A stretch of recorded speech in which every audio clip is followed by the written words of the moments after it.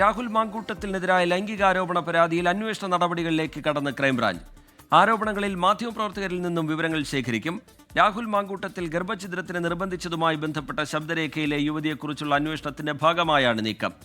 അതിനിടെ രാഹുലിനെതിരെ പരാതി നൽകിയ അഡ്വക്കേറ്റ് ഷിൻഡോ ക്രൈംബ്രാഞ്ചിന് മൊഴി നൽകി. ഞാൻ 21-ാം തീയതിയാണ് പരാതി കൊടുത്തത്. അത് വന്നത് ദൃശ്യമാധ്യമത്തിൽ വന്നൊരു ഓഡിയോ സംഭാഷണം. അതിനുശേഷം അത് സ്ഥിരീകരിക്കുന്ന രീതിയിലാണ് അത് വ്യക്തമായിട്ട് ആ ഒരു ഗർഭചിത്രം നടത്തിയെന്ന രീതിയിൽ വന്ന് അതിനുശേഷം വന്ന് എല്ലാ ദൃശ്യമാധ്യമത്തിലും വന്ന ലിങ്കുകൾ കാര്യങ്ങളുമായി ഒരു 5-6 കൂടി കൊടുത്തിട്ടുണ്ട്. ഇന്നലെ കൂടി ഒരു ദൃശ്യമാധ്യമത്തിലൂടെ അവതാരക പറഞ്ഞ ആ ഒരു സ്റ്റേറ്റ്മെൻ്റ് അടക്കം പറഞ്ഞിട്ടുണ്ട്. കമ്മീഷനുമായി ബന്ധപ്പെട്ട പരാതിയുണ്ട്. അതിന് മേലുള്ള നടപടി തുടങ്ങി അതിൻ്റെ ഭാഗമായിട്ടുള്ള സ്റ്റേറ്റ്മെൻ്റ് എടുക്കാൻ വേണ്ടി വിളിപ്പിച്ചതാണ്. ഷഫീദ് റാവുത്തർ വിവരങ്ങളുമായി തിരുവനന്തപുരത്ത് നിന്ന് ചേരുന്നുണ്ട്. ഷഫീദി, പരാതിക്കാരുടെ മൊഴി രേഖപ്പെടുത്തുന്ന നടപടിയിലേക്ക് അന്വേഷണ സംഘം കടക്കുന്നു. ഇരകളായവരെ കണ്ടെത്തി അവരിൽ നിന്നുള്ള വിവരശേഖരണത്തിലേക്കും ക്രൈംബ്രാഞ്ച് തുടർന്ന് കടക്കും എന്ന് മനസ്സിലാക്കുന്നു. ഏറ്റവും ഒടുവിലായി അന്വേഷണ സംഘത്തിന്റെ ഭാഗത്തു നിന്നുണ്ടാവുന്ന നീക്കങ്ങൾ എങ്ങനെയാണ്? ഈ ശബ്ദരേഖയിലടക്കം എങ്ങനെ വ്യക്തത വരുത്താനാണ് അന്വേഷണ സംഘം ആലോചിക്കുന്നത്? ഷഫീദ്,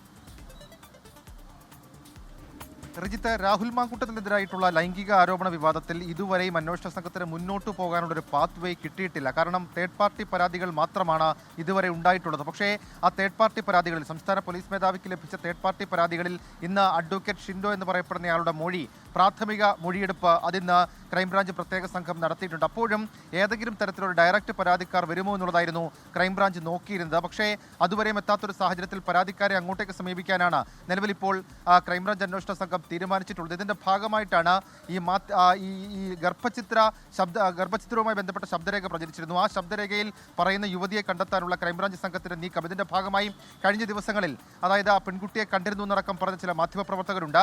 അവരിൽ നിന്ന് വിവരം ശേഖരിക്കാൻ, അവരെ നോട്ടീസ് അയച്ച് അവരിൽ നിന്ന് വിവരം ശേഖരിക്കാനാണ് ക്രൈംബ്രാഞ്ച് സംഘം തീരുമാനിച്ചിട്ടുള്ളത്. ആവശ്യമെങ്കിൽ അവരുടെ മൊഴി രേഖപ്പെടുത്തും. അതിനുശേഷം തുടർ നടപടികളുമായി മുന്നോട്ട് പോകാം എന്നുള്ളതാണ് ക്രൈംബ്രാഞ്ച് സംഘം ഇപ്പോൾ തീരുമാനിച്ചിരിക്കുന്ന വിവരം. റീജിത്ത്.